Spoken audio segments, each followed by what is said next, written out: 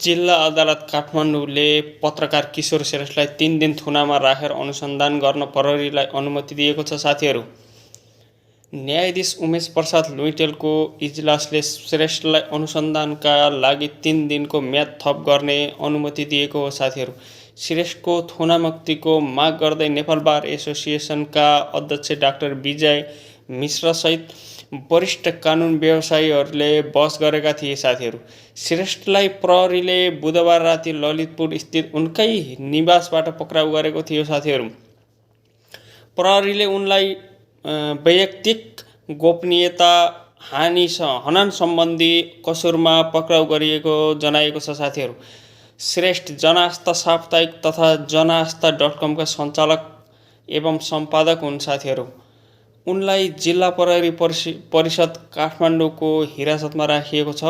श्रेष्ठको रिहाईको माग गर्दै पत्रकारसँग सम्बन्धित विभिन्न सङ्घ संस्थाले प्रदर्शन समेत गरिरहेका छन्। साथीहरू, यहाँहरूलाई के लाग्छ? यो गिरफ्तारी जायज थियो या यो गर्नु हुने थिएन? सरकारले गलत कदम उठाएको हो? कमेन्ट गर्नुहोस् साथीहरू।